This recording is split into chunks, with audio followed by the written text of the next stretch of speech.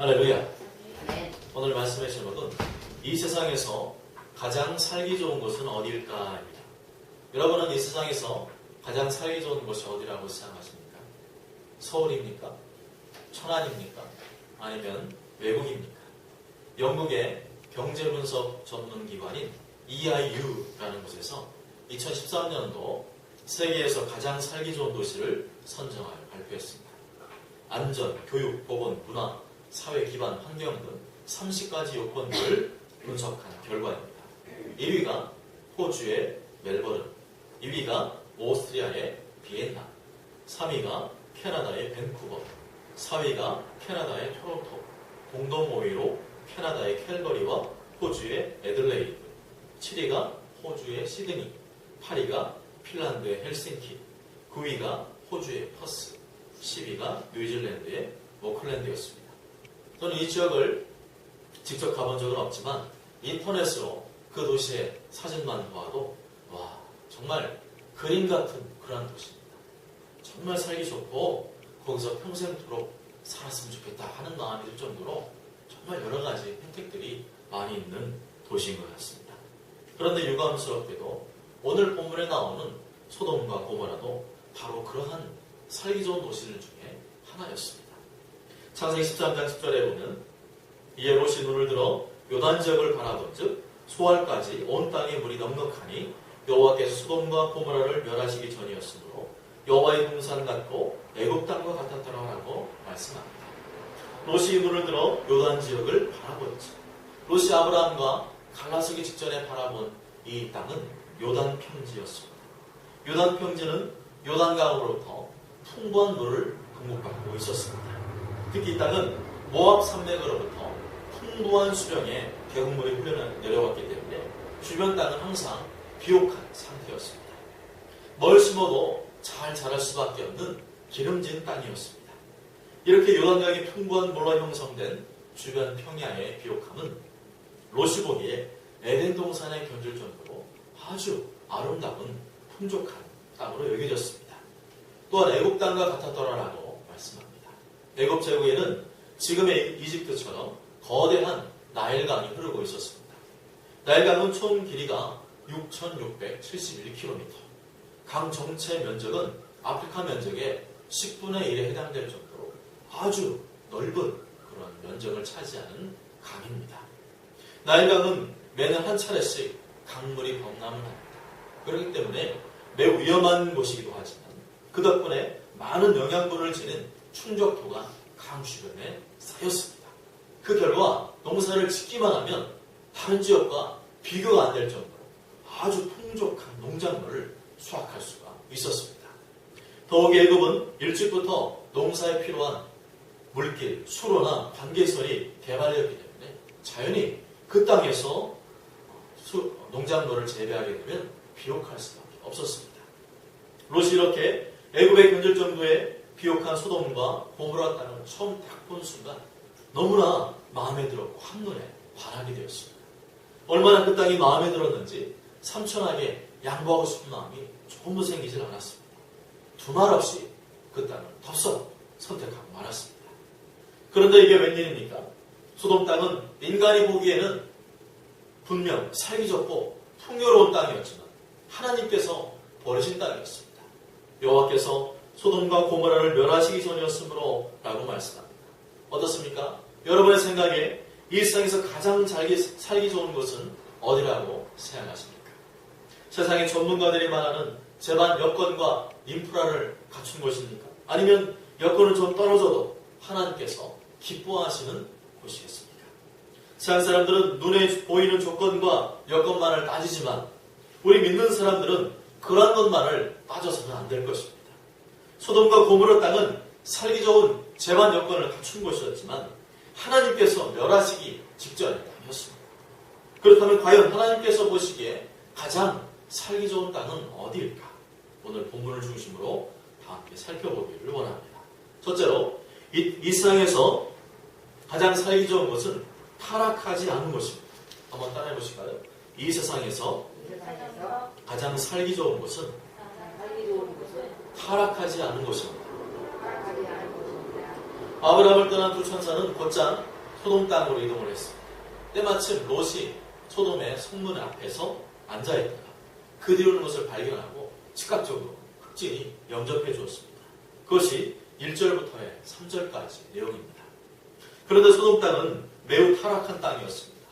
천사들이 이 타락한 땅에 들어간 이유는 그들의 타락상을 직접 확인하고 최종적으로 하나님의 심판을 집행하기 위한 것이었습니다. 그런데 이 두 천사가 매우 황당한 일을 만나게 되었습니다. 4절과 5절 말씀을 다 함께 읽어보실까요? 4절, 5절 시작.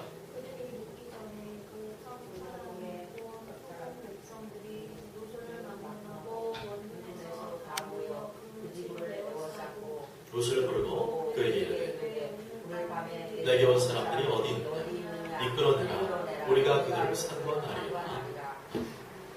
우리가 그들을 상관하리라. 이 말에서 상관하다는 말은 본래 경험을 통해서 상대방을 안다는 의미입니다. 그렇지만 여기서는 성관계를 나타내는 그런 완곡한 표현입니다. 소돔 땅은 동성애가 만연한 곳이었습니다. 소돔 백성들은 무엇이 선이고 무엇이 악인지를 잘 구별하지 못하는 분별력을 상실한 상태에 있었습니다. 따라서 롯을 찾아온 남자들이 하나님의 천사인 줄은 꿈에도 생각하지 못했습니다. 그저 그들이 천사니까 아름다운 남자의 모습을 하고 있으니까 그것만 눈에 띄었던 것입니다. 이를 본 소돔 백성들은 너나 할 것 없이 오늘 밤에 가서 동성애를 저질러야 되겠다 하면서 성적 욕망이 불듯 일어났습니다. 그동안 자기네들끼리 얼마나 동성애를 밥 먹듯이 해왔으면 이제는 그게 식상했는지 남자들이 오니까 새로운 사람들이 오니까 헐떡거리면서 성적 욕망을 주체하지 못하고 있습니다. 7절과 8절을 보면 천사들은 남자의 모습임을 우리는 알 수가 있습니다. 내 형제들아 이런 악을 행하지 말라. 내게 남자를 가까이 하지 아니한 두 딸이 있노라. 처하는데 내가 그들을 너희에게로 이끌어내리니 너희 눈에 좋을 대로 그들에게 행하고 이 사람들은 내 집에 들어왔은즉 이 사람들에게는 아무 일도 저지르지 말라고 제안을 합니다. 이런 악이란 남자와 남자가 서로 성적인 관계를 행하는 행위를 말합니다. 이런 악을 저지르지 말라. 즉 나에게 찾아온 손님들에게 이러한 하나님이 미워하시는 동성애를 저지르지 말라는 것이었습니다. 롯은 천사들을 보호하기 위해서 다급한 제안을 합니다. 차라리 내 딸들을 내어줄 테니까 이들과 성관계를 갖되 이 사람들에게는 아무런 악을 저지르지 말라고 제안을 합니다. 자신의 딸들을 희생해서라도 천사들을 보호하겠다는 것인데 상식적으로는 좀 납득이 안 가는 제안이었습니다. 아무튼 롯은 천사들을 보호하기 위해서 자신의 가족들을 희생해서라도 그러한 보호하겠다는 굳은 결심을 하고 있었습니다. 그러나 이 사람들은 롯의 말을 듣지 않았습니다. 그들은 남녀 간의 정상적인 성관계는 이미 흥미를 잃어버린 상태였습니다. 그들의 마음속은 오로지 동성애로 불타오르고 있었습니다. 그런 비정상적인 욕구를 충족해야만 직성이 풀리는 상태였습니다. 9절을 보면 그들이 이르되 너는 물러나라. 또 이르되 이 자가 들어와서 거류하면서 우리의 법관이 되려 하는도다. 이제 우리가 그들보다 너를 더 헤아리라 하고 롯을 밀치며 가까이 가서 그 문을 부수려고 하는지라. 귀가 막힌 사람은 아무리 맞는 말을 해도 듣지 않습니다. 이들이 얼마나 더러운 욕망에 사로잡혔는지 문을 부숴서라도 그들과 동성애를 저지르려고 하였습니다. 아울러 이들이 얼마나 난잡한 동성애자들이었는지를 알 수가 있습니다. 이들은 역부로 동성애를 저지르기 위해서 한마음에 롯의 집으로 찾아왔습니다. 노소를 막노라고 떼거지로 몰려왔습니다. 젊은 사람이든 나이가 많은 사람이든 가릴 것 없이 전 연령층의 사람들이 원근각처에 몰려와 롯의 집을 에워쌌습니다. 이 많은 사람들이 지금 뭐 하겠다는 겁니까? 이 두 천사를 단체로 욕보이겠다는 겁니다. 집단으로 강간을 해서 자신들의 왜곡된 성적 욕구를 채우고야 말겠다는 것입니다. 심각한 것은 이 사람들에게서 그 어떤 죄의식도 찾아볼 수가 없다는 것입니다. 동성애가 죄악이냐? 인간의 본능적인 욕구를 채우겠다는 것입니다. 그게 어찌 죄악이냐? 너는 그런 본능이 없냐? 그걸 너희는 감추고만 있을 뿐이지 우리는 밖으로 드러내놓고 채우는 것뿐이다. 우리가 뭐가 잘못됐냐? 이런 식으로 아주 그죠? 얼굴에 철판 까고 지금 얘기하고 있습니다. 그만큼 동성애에 대해서 어떤 문제의식도 갖고 있지 않고 그것을 죄악이라고 인식하는 이들이 거의 없었음을 반증하는 것입니다. 다시 말하면 소돔 사람들에게 있어서 동성애란 죄악의 범주에 들어가는 것이 아니라 여러 다양한 문화 가운데 취향 가운데 하나일 뿐이었습니다. 한편 이들을 제지하는 사람들이 아무도 없다는 것은 더욱더 놀랍습니다. 경찰이나 치안 상태가 좋지 않았기 때문에 그럴 수도 있지만 온 소돔 땅이 죄악에 대한 불감증에 걸려 있었습니다. 한마디로 소돔 땅은 하나님이 심판하실 수밖에 없는 매우 타락한 상태에 있었습니다. 다행히 10절과 11절에 두 천사가 롯을 집으로 끌어들이고 그 문을 닫아버린 후에 문 밖의 무리들의 눈을 어둡게 했습니다. 그래서 그 입구가 어디인지 찾지 못하게 해서 그 상황을 모면하게 되었습니다. 분명 소돔 땅은 풍요로운 땅이고 사람이 살기에 좋은 땅이었습니다. 그러나 그것은 타락한 죄악이 가득한 곳이었습니다. 하나님의 법도는 말할 것도 없고 정상적인 도덕이나 윤리가 완전히 무너진 곳이었습니다. 현재 미국을 비롯한 유럽의 여러 나라들이 동성애를 합법화시킨 상태입니다. 동성애도 정상적인 결혼의 한 범주로 인정을 한 것입니다. 이제 그 나라에서 동성애를 죄라고 하거나 그것을 비난하게 되면 법에 따라 처벌받게 됩니다. 그것을 뻔히 보면서도 비판할 수 없고 죄를 죄라고 말할 수도 없고 그저 침묵할 수밖에 없는 비정상적인 일들이 지금 전 세계적으로 확산되고 있습니다. 남자 며느리를 맞이하고 여자 사위를 맞이하는 세상, 동성애자들이 아이를 입양해도 아빠 엄마라고 부를 수 없고 그 대신 제3의 다른 호칭을 불러야 되는 비정상적인 세상이 되어가고 있습니다. 이것은 성적 소수자의 인권을 존중하는 일이 아니라 재앙입니다. 하나님의 창조 질서를 거슬러도 온 세상을 무질서와 혼란과 혼란 가운데 빠뜨리는 일입니다. 정상적인 가족이 붕괴되고 자라난 다음 세대들의 가치관에 심각한 악영향을 끼치는 일입니다. 저는 오늘 말씀에 비추어 볼 때 동성애를 인정한 미국이나 선진국들은 더 이상 살기 좋은 나라가 아니라고 생각합니다. 여러 조건이나 환경적으로는 우리나라보다 우수한 면이 있겠지만 머지않아 하나님께서 버리실 땅이라고 생각합니다. 현재 우리나라도 살기 좋은 나라입니다. 많은 외국인들이 자신들의 꿈을 이루기 위해서 우리나라로 몰려오고 있습니다. 그러나 우리나라가 동성애를 합법화시키고 타락하고 음란한 문화가 보편적으로 확산된다면 더 이상 살기 좋은 나라가 될 수 없습니다. 살기 좋은 곳의 기준은 인간적인 판단이 있지 않습니다. 아무리 인간이 보기에 살기 좋은 나라라 할지라도 그런 곳이라 할지라도 죄악이 그리고 타락한 문화가 넘치는 곳이라면 그 땅은 하나님께서 멸망하시기 직전의 땅에 불과합니다. 사랑 여러분, 세상의 좋은 조건만을 따라가지 마십시오. 내 눈에 보기에 괜찮은 것만을 찾아가지 마십시오. 아무리 살기 좋은 곳이고 정말 살고 싶은 곳이라 할지라도 그것이 타락한 곳이라면 그것이 죄악으로 가득 찬 곳이라면 속히 그것을 떠나시기 바랍니다. 아무리 믿음이 좋은 사람이라도 주변의 환경에 영향을 받게 될 수 있고 특히 자녀를 위해서라도 안정되고 깨끗한 환경 속에서 살아야 합니다. 폭력적이고 음란한 영화나 텔레비, 인터넷 영상을 우리 가정에서부터 추방해야 합니다. 이 세상에서 가장 살기 좋은 것은 신앙생활을 잘 할 수 있는 것입니다. 하나님 말씀을 듣고 예배를 드리는데 방해를 받지 않는 곳입니다. 특히 교회와 가까운 곳일수록 우리의 신앙생활에 큰 유익이 되는 줄 믿습니다. 부디 저는 모두가 롯처럼 눈에 보기에 좋은 곳을 따라가지 말고 하나님께 더 가까이 나아갈 수 있는 신앙적이고 영적인 환경을 우선시하는 성도가 되시길 주님의 이름으로 간절히 축복합니다. 둘째로 이 세상에서 가장 살기 좋은 것은 하나님의 말씀이 있는 곳입니다. 따라해 보실까요? 이 세상에서 가장 살기 좋은 것은 하나님의 말씀이 있는 곳입니다. 이 세상에서 가장 살기 좋은 것이 되려면 반드시 있어야 하는 것이 있습니다. 그것은 바로 하나님의 말씀입니다. 하나님 말씀이 없는 곳에는 절대적인 기준이 없기 때문에 항상 무질서하고 혼란스럽습니다. 점점 이 세상은 다원주의 시대로 접어들고 있습니다. 네 말도 맞고 내 말도 맞고 서로 싸우지 말고 무조건 서로를 인정하자는 분위기로 가고 있습니다. 틀린 말은 아닙니다. 상당히 매너 있고 합리적인 말입니다. 할 수만 있으면 그렇게 돼야 됩니다. 그렇지만 이 말 속에는 아주 큰 맹점이 있습니다. 너와 나 사이에 절대적인 기준은 없다는 것을 그 밑바탕에 깔고 있습니다. 다시 말하면 세상의 모든 기준은 다 주관적이고 상대적일 뿐이라는 것입니다. 뭐든지 내가 인정하기만 하면 진리가 될 수 있다는 겁니다. 문제는 이것이 종교계까지 침투하고 있습니다. 네 종교도 맞고 우리 종교도 맞고 서로 사이좋게 잘 살죠. 맞는 말입니다.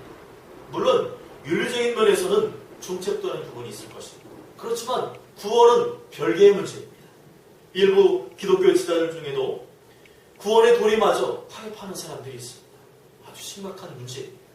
그 사람들의 말에 의하면 모든 종교는 다 구원을 향해 가고 있기 때문에 어느 종교를 믿어도 결국에는 하나님을 만나게 된다는 겁니다. 성경에 그렇게 나와 있습니다. 참 멋진 말 같지만 사탄의 계략입니다. 그 속에는 예수 그리스도가 없습니다. 예수님께서 십자가에서 죽으신 대속적인 죽음을 무력화시키고 있습니다. 예수 그리스도 외에는 구원받을 길이 전혀 없는 줄 믿으시기를 바랍니다. 사도행전 4장 12절에 다른 이로서는 구원을 받을 수 없나니 천하 사람 중에 구원을 받을 만한 다른 이름을 우리에게 주신 일이 없습니다. 요한복음 10장 9절에 내가 문이니 누구든지 나로 말미암아 들어가면 구원을 받고 또는 들어가며 나오며 꼴을 얻으리라. 할렐루야. 저들이 하는 말을 가만히 들여다보면 그 속에는 성경 말씀이라는 절대 기준이 없습니다. 심지어는 성경은 인간이 지어낸 문학작품 정도로 취급하고 있습니다. 그러니까 아무리 자기가 기독교인이 할지라도 그 속에 성경적인 가치관을 찾아볼 수가 없고 인본주의적인 휴머니즘과 세상의 철학사상만이 가득합니다. 그런 이들에게서 무엇을 기대할 수가 있겠습니까? 그들은 지금 신앙생활을 하는 것이 아니라 종교생활을 하고 있는 것입니다. 예수님 믿고 예수님 말씀을 따르는 것이 아니라 자신들이 생각하는 종교 형태를 만들어 놓고 거기에다가 기독교적인 행위만을 덧붙이고 있는 것입니다. 어떤 신학자는 술을 마시는 것도 영성의 어떤 신앙의 한 부분이라는 이상한 소리를 하는 것을 들었습니다. 저는 저 사람이 제정신인가 하는 생각이 들었습니다. 신학자인데 우리나라 신학 교수인데 무슨 저런 헛소리를 할까 생각했습니다. 술 마시는 것이 영성이라면 저부터 마시겠습니다. 말통으로 갖다 놓고 영성을 위해서 저 원래 술 좋아했습니다. 그렇지만 예수님 만나고 나서 이게 하나님께 영광이 되지 않기 때문에 끊었습니다. 아니 성령님께서 술에 대해서 무관심하게 만들어버리셨습니다. 물론 특정한 어떤 질병 때문에 약으로 술을 마시는 것은 성경에서도 용인하고 있습니다. 디모데전서 5장 23절에 이제부터는 물만 마시지 말고 내 위장과 자주나는 병을 위하여는 포도주를 조금씩 쓰라 말씀하죠. 그런데 그런 것이 아니라 하나님의 자녀로서 노상 술을 퍼마시는 게 과연 하나님께 영광을 돌릴 만한 일이겠습니까? 제가 하나님께 영광을 돌릴 만한 일 같으면 맨날 우리 사모랑 둘이 술상 차려놓고 하나님께 영광 돌립시다 하면서 마시겠습니다. 또 우리의 몸은 우리 마음대로 사용해서는 안 됩니다. 우리 몸은 우리의 것이 아니라 하나님의 것입니다. 우리 몸에 성령님께서 거하신다고 하셨습니다. 성령님이 거하신다. 하나님이 거하신다. 성령의 전, 곧 성전입니다. 그 속에 성전에다가 술을 막 부어댄다면 그 성령님께서 참 만족하실 만한, 박수 칠 만한 일이 될 수가 있겠습니까? 고린도서 6장 19절과 20절에 너희 몸은 너희가 하나님께로부터 받은 바 너희 가운데 계신 성령의 전인 줄을 깨닫지 못하느냐. 너희는 너희 자신의 것이 아니라 값으로 사신 것이 되었으니 그러지 너희 몸으로 하나님께 영광을 돌리라 말씀합니다. 롯은 분명 하나님을 믿는 사람이었습니다. 이미 아브라함과 어렸을 때부터 동거하면서 하나님을 잘 알았고 오늘 본문을 말씀 보니까 천사들을 보고 주여 하는 것 보니까 분명히 하나님께 대한 믿음이 있었던 것 같습니다. 그렇지만 그 이외의 생각이나 판단하는 것을 보면 하나님의 기준과 어긋나는 분이 너무 많습니다. 앞서 살펴본 대로 두 천사를 보호해야 되니까 자신의 시집까지 하는 딸들 갖다가 그죠? 내어준다는 거, 이런 타락한 자들을 위해서 희생한다는 거 상식적으로 납득하기 어렵습니다. 아무리 급박한 상황이라 할지라도 그러한 제안은 해서는 안 되는 것이었습니다. 내가 낳은 자식이라고 해서 내 자식이 아니라 하나님의 자식입니다. 그런데 내 마음대로 그들을 죄악 가운데 집어넣는다는 것은 정상적으로 이해할 수가 없는 일입니다. 또한 롯의 딸들이 결혼할 사이를 보니까 하나님을 모르는 사람들이었습니다. 14절에 롯이 나가서 그 딸들과 결혼할 사이들에게 말하여 이르기를 여호와께서 이 성을 멸하실 터이니 넌 일어나 이곳을 떠나라 했더니 그의 사이들은 농담으로 여겼다는 말씀입니다. 롯은 사위를 고를 때 신앙적인 것을 고려하지 않았던 것 같습니다. 그저 내 딸을 결혼시키는 것에만 주력했습니다. 결국 나중에 험한 꼴을 당하게 되었죠. 하나님의 말씀을 전했더니 도리어 농담이나 하는 정신 나간 그런 노인네 취급을 당했습니다. 반면 삼촌 아브라함은 나중에 보니까 달랐습니다. 자신의 아들 이삭을 결혼시키기 위해서 다른 조건보다도 먼저 신앙을 가진 며느리를 얻기 위해서 애를 쓰는 장면이 나옵니다. 창세기 24장 3절 4절에 너는 내가 거주하는 이 지방 가나안 족속의 딸 중에서 내 아들을 위하여 아내를 택하지 말고 내 고향 내 족속에로 가서 내 아들 이삭을 위하여 아내를 택하라. 한 가지 기준이었습니다. 내 자녀를 결혼시킬 때 신앙이 있느냐 없느냐, 신앙적인 사람이냐 아니냐, 그것을 기준으로 배우자를 얻게 했다는 것입니다. 또한 나중에 소돔과 고모라 땅이 멸망당하여 도망칠 때도 보면 이 가정 안에 하나님께 대한 바른 신앙이 있었나 하는 생각입니다. 지금 롯의 아내는 이 급박한 상황 중에 하나님이 심판하시려고 하는 바로 직전에 무슨 미련이 있다고 하나님 말씀에 당부하시는 그 말씀을 어기고 뒤돌아보았다가 소금 기둥이 되어버렸습니다. 17절에 돌아보거나 들에 머물지 말고 산으로 도망하여 멸망하면 멸하라. 그랬더니 26절에 롯의 아내는 뒤를 돌아보았으므로 소금 기둥이 되었다라고 하십니다. 이후로 롯이 두 딸과 살게 되었습니다. 그 딸들이 하는 소리를 보니까 그 가정에 전혀 말씀 교육이 되지 않았음을 알 수가 있습니다. 32절에 우리가 우리 아버지에게 술을 마시게 하고 동침하여 우리 아버지로 말미암아 후손을 이어가자 하고 36절에 롯의 두 딸이 아버지로 말미암아 임신하고라고 말씀합니다. 두 딸에게는 하나님의 말씀이 없었습니다. 좋은 땅에서 편안하게 잘 살았는지는 모르지만 생각하는 것이나 말하는 것이나 모두가 다 소돔적이었습니다. 성적인 관념이나 개념이 문란하기 때문에 그 당시에 소돔의 그 환경에 이미 다 지배를 받았기 때문에 아버지와 근친상간을 통해서 자식을 낳아버렸습니다. 그 일로 인해 이스라엘을 대적하는 모압 족속과 암몬 족속이 생겨나게 되었습니다. 현실에는 눈이 맑았지만 하나님 말씀에는 문외한 결과 불필요한 문제를 야기하게 되었고 그들이 사는 땅과 후손들은 하나님께 버림받게 되었습니다. 신명기 23장 6절에 암몬 사람과 모압 사람은 여호와의 총회에 들어오지 못하리니 그들에게 속한 자는 10대뿐 아니라 영원히 여호와의 총회에 들어오지 못하리라 말씀입니다. 하나님이 특별한 은혜로 소돔 땅에서 멸망당하지 않고 구원받게 되었다면 하나님 말씀에 더 각별히 신경을 쓰고 더 열심히 주님 말씀에 순종하려고 해야 되는데 그런 모습이 전혀 보이지 않습니다. 저들에게 중요한 것은 단지 눈에 보기에 좋은 것 그리고 하나님 없이 현실적인 대책과 방법만을 세우는 것이었습니다. 31절에 큰딸이 작은딸에게 이르되 우리 아버지는 늙으셨고 온 세상에 돌을 따라 우리 배필될 사람이 이 땅에 없다. 이게 중요했습니다. 하나님 말씀에 더 그죠? 지키려고 애를 쓰고 더 하나님 말씀을 기뻐하시고 원하시는 쪽으로 가는 것이 아니라 아버지 늙었고 이제는 배필될 사람이 없으니까 그냥 아버지랑 동침해가 자식을 낳자. 이게 얼마나 어리석은 일입니까? 롯은 하나님을 믿었지만 말씀 중심의 삶을 살지 않았습니다. 그 결과 그의 아내도 그의 딸들도 하나님을 알지 못했고 자기 멋대로 살았습니다. 1절에 보니까 롯은 소돔 성문에 앉아 있었습니다. 당시 성문은 공공집회나 재판정의 역할을 했습니다. 어떤 재판이 있거나 불합리한 일이 있으면 성문 앞으로 다 모여들었습니다. 이럴 때 롯은 소돔 땅에서 재판을 하거나 아니면 치안과 관련된 유력한 직책을 가졌던 사람임을 알 수가 있습니다. 그런 롯은 하나님 말씀을 세상 속에서 영향력 있게 드러내지 못했습니다. 비록 세상적으로 높은 직책을 가지고 있었지만 소돔 땅이 거룩한 땅이 되도록 애쓰지 않았습니다. 그 결과 두 천사가 자기 집에 묵을 때 소돔 땅의 백성들이 감히 어디라고 막무가내로 유력한 자의 집에 쳐들어와서 동성애를 저지르려고 했습니다. 롯은 세상 가운데 하나님의 거룩한 뜻을 구현하는데 너무나 미약했습니다.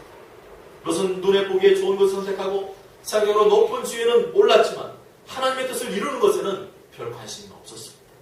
롯은 하나님 말씀이 없는 곳은 아무리 화려한 곳이라 할지라도 하나님의 심판을 받을 수밖에 없는 멸망의 땅임을 깨닫지 못했던 것입니다.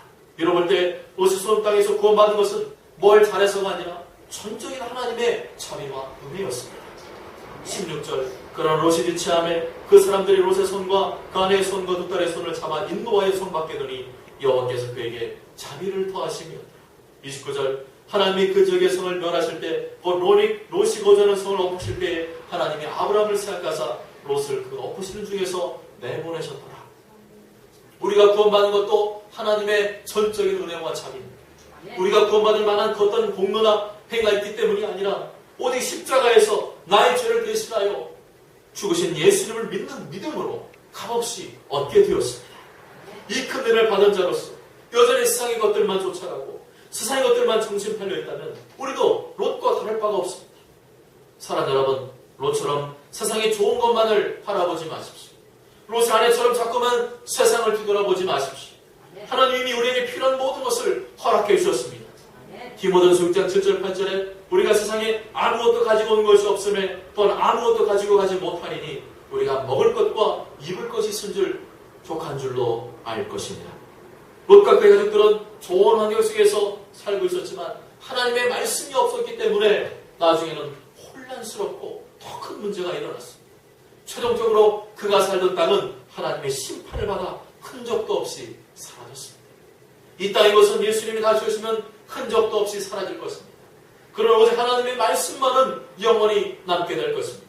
하나님의 말씀이 있는 곳만이 이 세상에서 가장 살기 좋은 곳임을 믿으시길 바랍니다. 베드로전서 1장 24절 25절에 모든 육체는 풀과 같고 그 모든 영광은 풀의 꽃과 같으니 풀은 마르고 꽃은 떨어지되 오직 주의 말씀은 세세토록 있도다. 아멘. 모쪼록 저희는 모두가 세상적으로는 다소 부족해도 하나님과 교회를 가까이 할 수 있는 것, 하나님의 말씀이 있는 것을 사모하심으로 늘 주님의 은혜와 복을 받는 여러분들 되시길 주님의 이름으로 간절히 축복합니다.